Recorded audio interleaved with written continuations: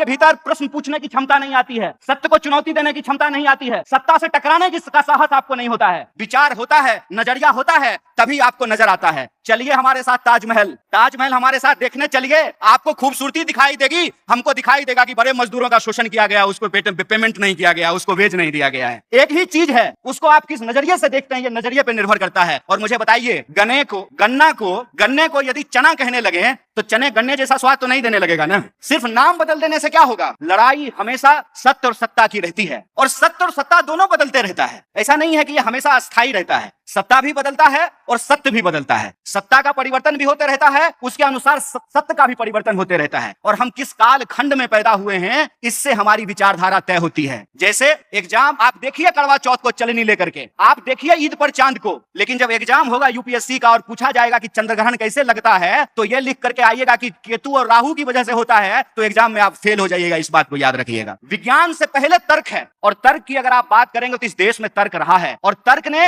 हर प्रकार की सत्ता को चुनौती दिया है। वही कबीर जो लिखते हैं कि काकर पातर छारी के माजिद लियो बनाए, तापड़ मुल्ला बांग दे बहरो भयो खुदाए। वही कबीर लिखते हैं कि पाथर पूजे हरि मिले तो मैं पूजूं पहाड़। वही कबीर लिखते हैं, वही नानक लिखते हैं, वही बुद्ध लिखते हैं, वही इस देश के जन कवि लिखते हैं। और कवि दो तरह के होते हैं, इस बात को याद रखिएगा। जैसे मैं कहता हूं कि राजनीतिक व्यक्ति दो तरह का होता है, उसी तरह से कवि भी दो तरह के होते हैं। एक कवि वो होता है जो राजा के दरबार में बैठ करके राजा के लिए भजन गाता है, दूसरा कवि वो होता है जो जनता के बीच में जन संघर्षों का गीत गाता है। इसका चुनाव आपको करना है, इसका चुनाव आपको करना है कि आप किसके साथ खड़े हैं। लेकिन याद रखिएगा, किसी भी वस्तु को उठा करके जब आप फेंकते हैं तो ये उस वस्तु के वजन और उसके वॉल्यूम पर निर्भर करता है, उसके मास और वेट पर निर्भर करता है कि वो कितनी दूर जाएगा। आप सामाजिक व्यवस्था में, आर्थिक व्यवस्था में, सांस्कृतिक व्यवस्था में, राजनीतिक व्यवस्था में कहां खड़े हैं, वहीं से आपका विचार तय होता है। अगर आप शोषित वर्ग से आते हैं तो आप शोषण के खिलाफ अपनी आवाज को मुखरता से बोलेंगे, क्योंकि याद रखिएगा, होमो सेपियंस होने की बुनियादी जरूरत यह है कि अगर हम रोते नहीं हैं तो हमारी मां को भी नहीं पता चलता है कि हमको भूख लगी है, वो हमको दूध नहीं पिला पाती है। हमारा इतिहास क्या है, हमारा धर्म क्या है, हमारी संस्कृति क्या है, हमारा दर्शन क्या है, हमारा तर्क क्या है, और हमारा विज्ञान कहां जा रहा है, इसका मूल्यांकन करना बहुत जरूरी है। और अगर आप इस देश का नेतृत्व करना चाहते हैं तो इस बात को याद रखिएगा कि आपके भीतर विज्ञान की भी समझ होनी पड़ेगी। अगर आपके पास विज्ञान का समझ नहीं है तो संसद में बैठ करके आप कौन सा पॉलिसी बनाएगा, हमको बता दीजिए। जो फिजिक्स पढ़ा ही नहीं है, जिसको मालूम ही नहीं है कि न्यूटन के फिजिक्स में, आइंस्टाइन के फिजिक्स में और क्वांटम फिजिक्स में क्या डिफरेंस है, उसको नैनो टेक्नोलॉजी नहीं पता चलेगा, उसको एआई नहीं पता चलेगा, इंजन का डिसइंटीग्रेशन कैसे हो रहा है उसको नहीं पता चलेगा। इसीलिए पर्यावरण को बचाने के लिए जो नीतियां बनानी है वो नीतियां वो नहीं बना पाएगा। इसीलिए वो इकोलॉजी के सवाल को अपने पॉलिटिक्स में शामिल नहीं कर सकता है। इसीलिए एक अगर आप राजनेता होना चाहते हैं तो सबसे पहले आपके भीतर तर्कपूर्ण वैज्ञानिक दृष्टिकोण होना चाहिए, और दूसरा आपको इतिहास की समझ होनी चाहिए। अगर आपको इतिहास की समझ है तो आप यह बात बखूबी समझते हैं कि राजा आपस में लड़ते थे, जनता नहीं लड़ती थी।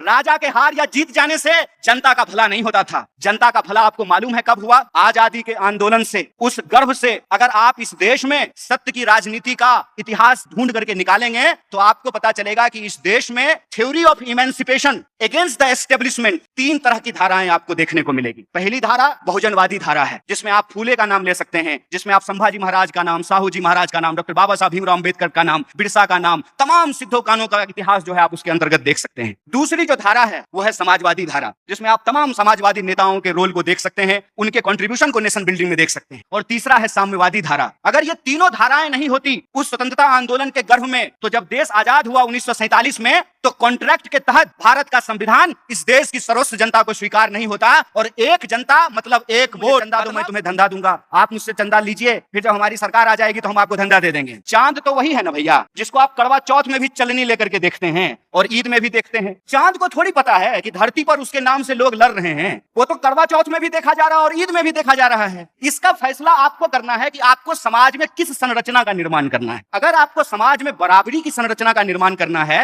तो भारत में उसकी चिंतन परंपरा को आपको ढूंढ करके लाना पड़ेगा। और भारत में समानता, एकता, न्याय, बराबरी, इसकी चिंतन परंपरा यह है कि आपको कबीर के पास जाना पड़ेगा, आपको नानक के पास जाना पड़ेगा, आपको बुद्ध के पास जाना पड़ेगा, आपको शिवाजी के पास जाना पड़ेगा, आपको अन्ना भाऊ साठे के पास जाना पड़ेगा। क्या कहते हैं कबीर? कबीर कहते हैं कि काकर पाथर छारी के माजिद लियो बनाए, तापर मुल्ला बांग दे बहरो भयो खुदाए। ये होता है सत्ता को चुनौती देना। सत्ता कितने प्रकार की है? सत्ता जाति की हो सकती है, सत्ता धर्म का हो सकता है, सत्ता पितृ सत्ता की हो सकती है, सत्ता अर्थ का हो सकता है। कहते हैं ना कि ये दुनिया है काला बाजार की, पैसा बोलता है, पैसे से हर चीज खरीदा जा रहा है। तो सत्ता को चुनौती देने का जो साहस होता है, वो साहस अगर आपके भीतर है, वो समझ आपके भीतर है, तो आप सत्य की राजनीति के साथ खड़े हैं। दो ही रास्ता है, नदी के उस किनारे खड़े हो जाइए, सत्ता से हाथ मिला लीजिए, या अपने दिलों में सत्य का अरमान लिए हुए गांधी बुद्ध के रास्ते पे चल पड़िए, डॉक्टर बाबा साहब भीमराव अंबेडकर के रास्ते पे आगे निकल पड़िए। और बुरा मत मानिएगा, बहुत सारे स्पीकर ने कहा कि विचार नहीं होता है, गलत बात है। अगर विचार नहीं होता है तो आप में और कुत्ता में कोई फर्क नहीं है, इस बात को याद रखिएगा। विचार होता है, विचार के बिना आपके भीतर प्रश्न पूछने की क्षमता नहीं आती है, सत्य को चुनौती देने की क्षमता नहीं आती है, सत्ता से टकराने की साहस आपको नहीं होता है। विचार होता है, नजरिया होता है,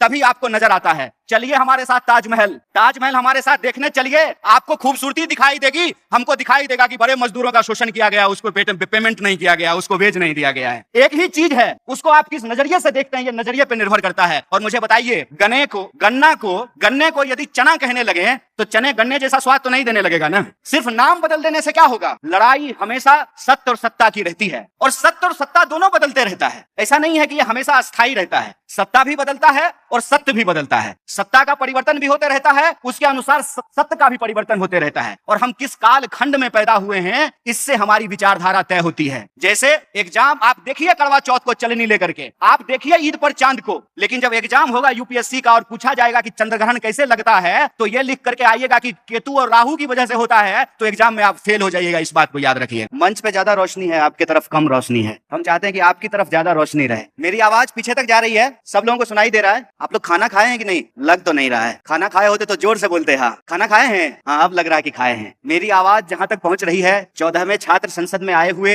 आप तमाम विद्यार्थियों का, आदरणीय शिक्षकों का, MIT परिवार के एक एक सदस्य का, चाहे वो स्वीपर हो, क्लर्क हो, टीचर हो, नॉन टीचिंग स्टाफ हो, ये कैमरा के पीछे काम करने वाले लोग हो, इस परिवार को चलाने वाले आप सभी सदस्यों का मैं दिल से आभार व्यक्त करता हूं कि इस महत्वपूर्ण कार्यक्रम में आने का अवसर प्राप्त हुआ है। क्योंकि वो अंग्रेजी का एक फ्रेज है ना, young age is number, young is feeling. तो आप नौजवानों के बीच आकर के अच्छा लग रहा है, अपनी यूनिवर्सिटी का दिन याद आ रहा है। और खास करके मैं मंच को धन्यवाद करना चाहता हूं। हमारे साथ दो मेंबर ऑफ पार्लियामेंट हैं और आपके कॉलेज के डीन हैं। और सबसे बड़ी बात यह है कि मंच पर बड़े प्रतिभावान लड़के और लड़कियां बैठे हैं, जिन्होंने अपने विचारों से, अपनी ओजस्वी वाणी से, अपनी ओरेटरी से, मैं समझता हूं कि आप लोगों को इंप्रेस किया है। बहुत शानदार बात आप लोगों के बीच में रखा है। मैं आपके सामने भाषण नहीं दूंगा, क्योंकि आजकल भाषण बहुत दिया जाता है, लेकिन मुझे जिस विषय पर बोलने के लिए कहा गया है, दो चार बातचीत के तौर पे मैं आपके सामने रखूंगा। सबसे पहली बात तो मैं इस बात से सहमत नहीं हूं कि भारत को किसी और के नजरिए के हिसाब से भारत की राजनीति, भारत की विचारधारा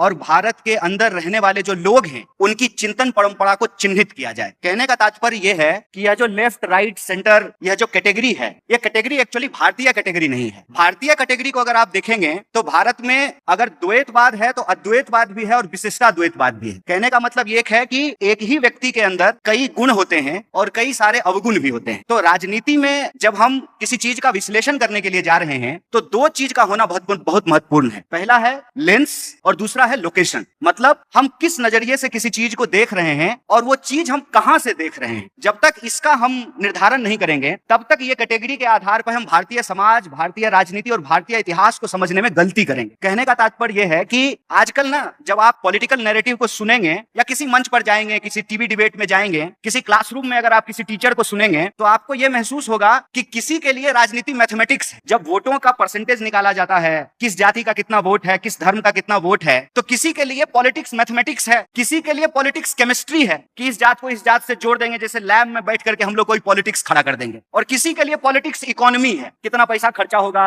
धन कहां से आएगा, चंदा कहां से आएगा। और आजकल चल भी यही रहा है, तुम मुझे चंदा दो, मैं तुम्हें धंधा दूंगा, आप मुझसे चंदा लीजिए, फिर जब हमारी सरकार आ जाएगी तो हम आपको धंधा दे देंगे। चल भी यही रहा है। तो अगर आप इस देश को का लीडर बनना चाहते हैं या as a political science student आप इस देश को समझना चाहते हैं, और जो एफर्ट है MIT का कि हमको पढ़ा लिखा नेतृत्व खड़ा करना है, तो सबसे पहले आपको ये समझना पड़ेगा कि राजनीति है क्या। जब तक राजनीति समझ में नहीं आएगी, ये लेफ्ट, राइट, सेंटर ये भी समझ में नहीं आएगा। तो राजनीति क्या है? राजनीति देखिए सिंपल, समाज में जैसे संरचना होती है, घर होता है, परिवार होता है, धर्म होता है, जाति होता है, पहचान होती है, उसी तरह से राजनीति भी एक संरचना होती है। और उस संरचना के दो तरह के लोग होते हैं, एक जो उस संरचना से लाभ ले रहे हैं और एक जो उस संरचना के पीड़ित हैं। अगर आपको उस संरचना से लाभ मिल रहा है तो आप उस संरचना की अच्छाइयों को देखेंगे, अगर उस संरचना से आप पीड़ित हैं तो आप उस संरचना के खिलाफ अपने सवाल को उठाएंगे, अपनी आवाज को मुखर करेंगे। मतलब राजनीति दो ही तरह की होती है, एक होती है सत्ता की राजनीति और दूसरा होता है सत्ता के खिलाफ सत्य की राजनीति, और यही विचारधारा है। और जो सत्ता की राजनीति और सत्य की राजनीति है, इसको अगर आप भारतीय इतिहास, चिंतन और परंपरा के आधार पर देखेंगे तो भारत में हर तरह के विचार आपको देखने को मिलेंगे।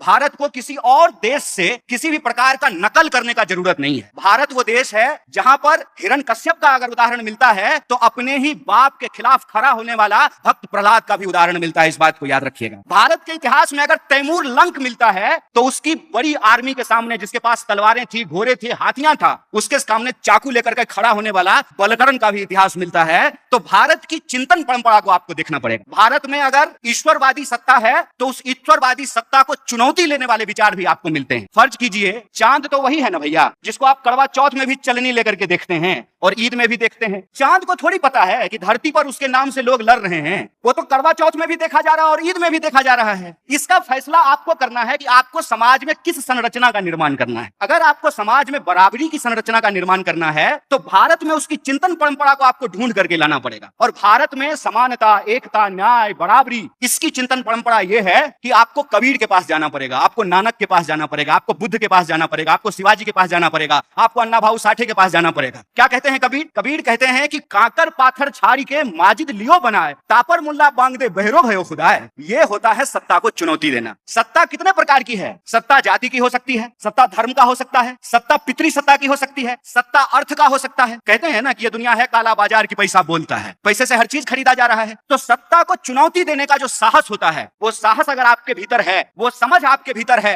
तो आप सत्य की राजनीति के साथ खड़े हैं। दो ही रास्ता है, नदी के उस किनारे खड़े हो जाइए, सत्ता से हाथ मिला लीजिए, या अपने दिलों में सत्य का अरमान लिए हुए गांधी बुद्ध के रास्ते पे चल पड़िए, डॉक्टर बाबा साहब भीमराव अंबेडकर के रास्ते पे आगे निकल पड़िए। और बुरा मत मानिएगा, बहुत सारे स्पीकर ने कहा कि विचार नहीं होता है, गलत बात है। अगर विचार नहीं होता है तो आप में और कुत्ता में कोई फर्क नहीं है, इस बात को याद रखिएगा। विचार होता है, विचार से क्लिक कर लेना तुम उसको, और जो ही वो ऐसे हाथ एक्शन देगा तो ही फोटो खींच लेगा और सोशल मीडिया पे डालेगा। आज अमुक नेता से देश की राजनीति पर गंभीर चर्चा करने का अवसर प्राप्त हुआ है। हाथ जोड़ करके कहते हैं भाई ये मत करना, ये मत करना, ये याद रखना कि तुम्हारी राजनीति क्या है। इस देश में बाप जात पैसा चलता है मेरे भाई, बीजेपी, बाप जात पैसा। अगर बाप जात और पैसा नहीं है तो तुम्हारे पास एक ही विकल्प है, तुमको ऑथेंटिक होना पड़ेगा। वैलेंटाइन डे पे झूठ मूठ का आई लव यू कहने से काम नहीं चलेगा मेरे भाई। अगर प्यार करते हो तो तुम्हारे दिल में प्यार हो, और वो प्यार ऐसा हो कि वो इंसान तुमको मिले ना मिले तुम ही प्यार बन जाओ,